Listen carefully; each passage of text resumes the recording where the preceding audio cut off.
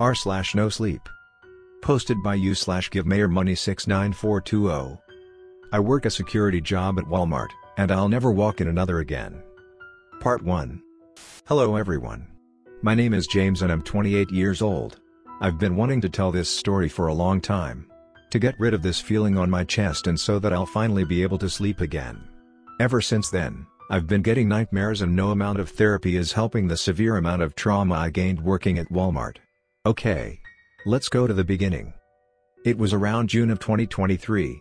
I'm not going to get much into the details, but I was jobless, broke, and in desperate need of money. If I didn't get a job, I would most likely lose my house, and that was the last thing I needed to happen. The sun was late into setting and I was walking back home through the dimly lit streets, not too long before I would make it back my home. But then, as I was walking, I walked past a poster which I was just barely able to read the word job in my peripheral vision. But now I wish that I did end up walking past it. I picked up the poster from the telephone pole it was attached to.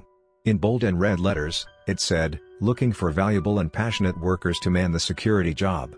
Great pay, low hours, and health insurance." When I looked down at the bottom corner of the page, I couldn't help but get suspicious when I read the word, Walmart. Walmart and free healthcare?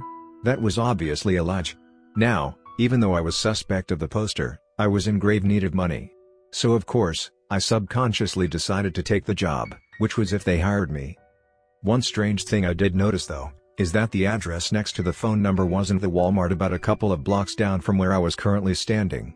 But the address was for a Walmart 10 miles away from where I was just standing. Nevertheless, I would have to find a way, as I had already made up my mind on taking up the job. I would have to buy a bicycle because there was no way I was walking about 13 miles from home. Fortunately for me, I do remember having an electric scooter that's just been sitting down in my basement.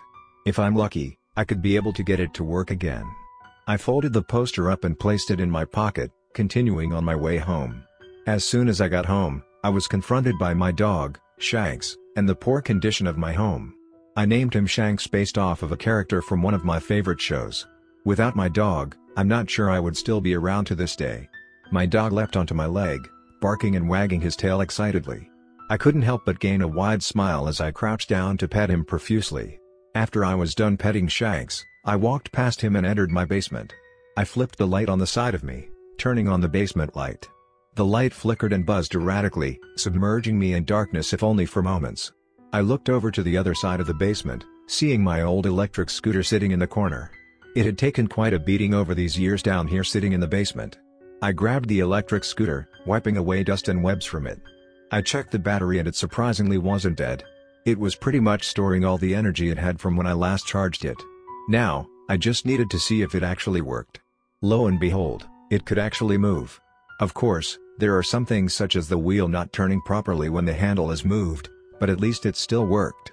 I finally contacted the number on the poster, which I was then put in hold for a couple of minutes. When they put me back on the line, they told me to introduce myself, which I did. Afterwards, they began asking me really obscure and weird questions such as, "What's your favorite color? Do you have frequent nightmares? And are you prone to auditory and visual hallucinations?" I didn't understand why they were asking these questions. I had to second check if I called the right number. It was at this point that I began recording the call just in case. After I had answered all those questions, it led me to an automated voice message that was supposed to explain the terms and conditions of the job I had to accept if I wanted. However, the voice at times were either too fast or unintelligible, making it so I couldn't understand anything of what they just said. It then told me to press 1 if I agreed to whatever jumbo it said. I didn't have much of a choice then, so of course, I pressed 1. Afterwards, the phone abruptly hung up, sending me back to my home screen. Soon after, I got a message by an unknown number. It was as read. "Congratulations on getting the security job.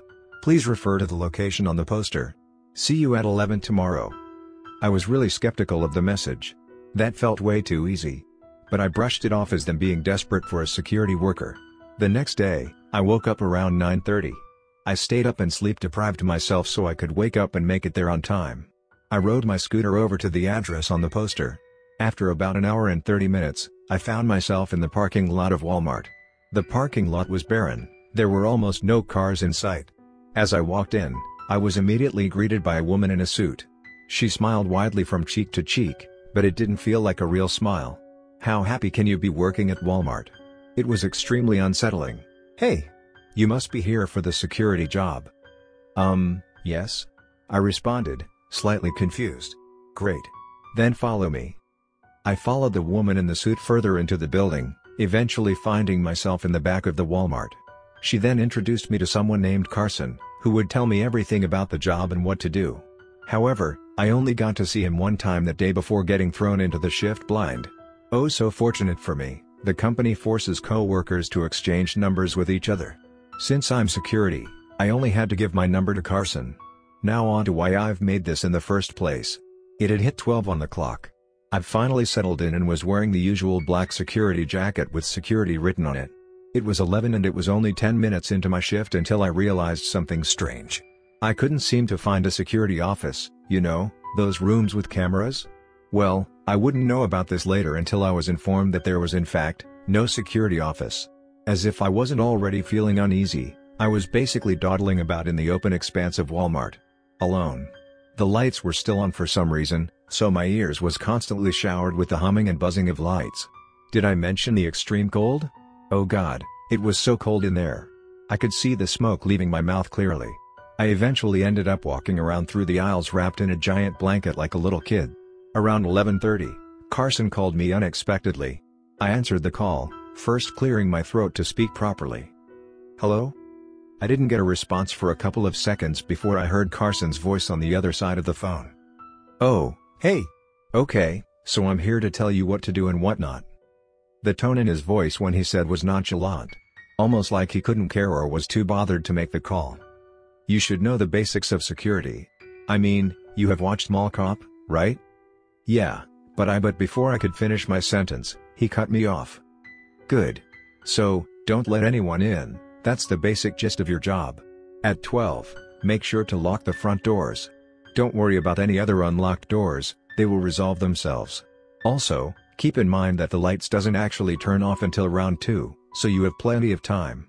Oh yeah, if you see any strange figures walking around in the store, then just ignore them. I don't quite understand it either. But those are people just practicing night vision tech. I remember the manager saying something about a contract, but that's about all I know. Then without warning, he just hung up. I wanted to ask him more questions, especially about the strange figures, seeing as he kinda brushed them off like it was normal. The contract part too was skeptical to me. Why is Walmart having contracts with military or whatever? What the hell is this company? I could remember mumbling to myself. The time was now 12 o'clock and I swiftly walked over to the front doors and locked them. It was just as he said, the lights hadn't turned off yet. And with nothing to do, of course, I resorted to walking around the store. There was an entire section with laptops and games I could play. Unfortunately, the consoles were locked and couldn't be accessed without a key, unlike the laptops. Occasionally, I would go over there to play games on a laptop if I got bored.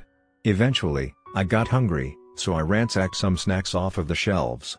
I thought that surely they wouldn't care, right? Then the snacks started to become temporary and my body was aching for actual food now. Fortunately, I could grab a microwave and hook it up to an outlet to eat up any microwavable frozen food I could find in the freezer, like Jamaican beef patties or occasionally ramen noodles. Also, I should mention that I was able to use my phone to screencast movies on one of the display televisions. It only worked for that Sony TV for some reason. The time was now 1:30 and I was comfortably cozy laying on a king-sized bed, fully adorned with a blanket too. I watched movies on my phone while I waited for the clock to hit 2 o'clock. The movie I was watching was Inception, an all-time favorite movie of mine. It's not a detail you needed to know, but I felt like sharing it anyways. And then, it finally hit 2 o'clock. As soon as it hit 2 o'clock, all the lights turned off simultaneously, including my phone that restarted entirely. Additionally, as this was happening, I started hearing random loud whirring and humming noises from the front doors, accompanied by bright flashing lights of random colors. Then, it all abruptly stopped. I turned on my phone and looked at the time. It was completely wrong. The time was 20:06, which I'm sure was impossible unless my phone had restarted and been default set for 24-hour time. And I brushed it off as just that. I tried to continue watching my movie in peace, but my phone didn't work, connected to the building Wi-Fi or using data. I got up from the comforts of my bed and went to check the laptops and TVs. And as you could expect, those were also disabled or not functioning properly. In fact, The Sony TV from before was the only TV to actually even turn on. As I was inspecting the electronics to make sure it just wasn't one section, I suddenly spot a strange figure walking around in the darkness. With a closer look, I could see that the figure was wearing some gear, and I subconsciously noted that these were the night vision PPL that Carson was talking about. Despite specifically remembering him telling me not to approach them, I did the opposite against my ever-growing curiosity. I walked up behind the figure, tapping him on the shoulder. The figure turned around, letting out a little grunt in confusion. "Hi?" I tried to greet them. They responded with nothing but silence for a couple of seconds before actually speaking. "Sorry, I'm just so confused. I've never seen a person in here before." Something was wrong with their voice. It sounded echoey, but at the same time it didn't. I know there was something wrong, but at the same time, it felt like I was viewing something at the wrong angle. I don't know how to explain it. I was trying to understand what the figure was, but my brain and body was simultaneously confused. It was incomprehensible. "You mean there weren't any other security guards?" I asked them. The static sound signaling one of the TVs turning on caused me to turn around and look at it. And when I turned back around, the figure was gone. My heart dropped in my chest. It was a fear I haven't had in a long time. Back from all the way when I was 6, and I saw a man standing over my unconscious body. I hadn't felt so alone in a Walmart. It felt like I was being suffocated by the silent ambience of the Walmart. I quickly ran to the back of the Walmart, locking myself in a room and crouching down in one of the corners in complete and utter terror. After God knows long of whimpering in the corner, I grew some balls and stood up, taking a deep breath to compose myself and calm my shaking body. I flipped on the light of the room I was in, which means that the power doesn't get cut off at 2 o'clock like the lights. With the lights on, I could see the things inside the room. The room had boxes of tapes and even its own VCR. It felt reminiscent of the videotape room I'd occasionally go to back at school. As I browsed through the videotapes, one specifically caught my eye. A tape named Security Training. It seemed to be a videotape meant to train new security guards on what to do and what not to do. But it must have been never used, or haven't been used since something happened. It's most likely why they have real people train you instead. Anyways, I grabbed the tape and threw it into the VCR, sitting down as it booted up. Once it fully booted up, I was greeted by a blank blue screen with a jam playing in the background. It was like one of those upbeat jams that you'd heard in 1999 to 2000s advertisements trying to be hip with the kids. Except that the music was out of tune, and there would be missing notes. It was unnerving. Then, this yellow smiley face appeared on the screen, smiling from cheek to cheek. For simplicity, I'm going to call it Smiley. After Smiley appeared on the screen, a robotic voice could be heard accompanied with yellow text on the bottom. "Hello. Welcome to the first day on the job." Its voice suddenly was bleeped out as it presumed to say a name I couldn't recognize. "Here at Walmart, many customers rely on us to buy through us necessities and entertainment. You only have 3 things to do while on the security job." Smiley disappeared from the screen afterwards, and the blue background switched to a still image of an empty Walmart. Soon afterwards, a stickman appeared on screen, wearing a hat labeled Security. Number 1, after locking the doors at 12 o'clock, do not let anyone inside the building under any circumstances. If there is anyone in the building after you lock the doors, then do not let them leave under any circumstances.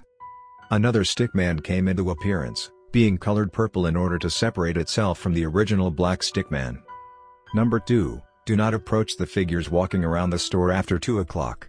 They will have gear on them, specifically night goggles will be the most noticeable. They do not know you are there, you will frighten them. This is what Carson was talking about, but I had forgotten about the detail of the night goggles for some reason. It's a detail I'm sure that I wouldn't forget. The scene switched, now showing a still image of a room with a row of monitors sitting on a desk. Number 3, keep your eyes on the camera for any suspicious activity.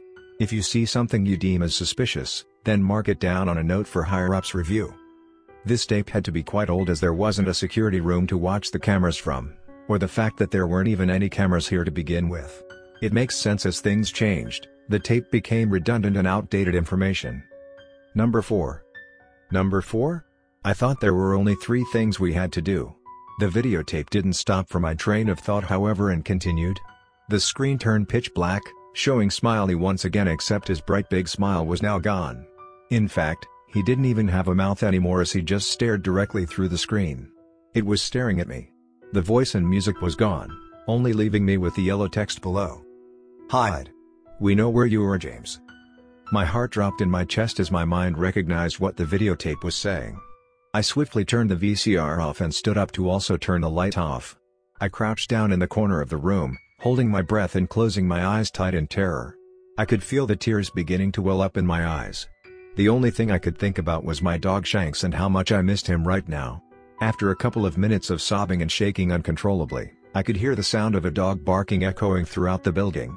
I listened attentively, noticing that the barking was coming from one of the aisles close to me. Then suddenly, I hear the back doors swing wide open with a loud bang. I feared the worst as I could hear footsteps approaching the room I was in. Then, silence. I held my breath in anticipation, my heart beating out of my chest. Then, something happened, but it wasn't what I expected. A husky burst through the door, barking at me. It still gave me quite a fright, but was nowhere near as bad as what I was thinking. The husky walked up to me, laying down on my lap. It reminded me of Shanks and brought me my much-needed comfort that I didn't even think about how the husky got inside. I checked the phone on my time, which wasn't even numbers now. I began petting the husky, finding some joy in this alone and cold building. I couldn't help but feel like falling asleep, and without knowing, I ended up dozing off. I woke up the next morning, in the same room, but the husky was gone. Additionally, all those videotapes were gone, including the VCR. I stood up, wiping some saliva off my mouth. I checked the time, it was now 7:30. I exited the back rooms of Walmart and went to the front doors. I looked out through the doors and had never been so happy feeling the sun on my skin. I could see some cars start to pull up, specifically the only one I could actually recognize was Carson, who had gotten out of his car first. I swiftly unlocked the front doors, walking out to greet him. My body was still slightly shaking as I walked towards him, and I felt pale in many places. As I came face to face with Carson, I couldn't control myself and hugged him tightly. It was pathetic, really. But I had never felt so alone and scared. It felt like I was a kid all over again. "Whoa, are you okay, man?" he said, gently pushing me away. I wiped away some tears welling in my eyes before turning back towards Carson. "Why, yeah. I'm fine," I replied, composing myself. "Good. Because you're pale."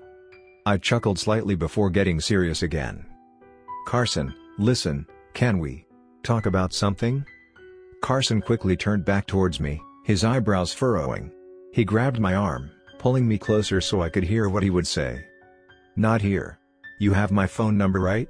Then call me once you get home." I nodded as he let me go. He walked into the Walmart, leaving me to stand outside the building alone. "Unfortunately, I have to go somewhere, like right now. When I see you again, I'll gather up the recordings I've created so far and publish them.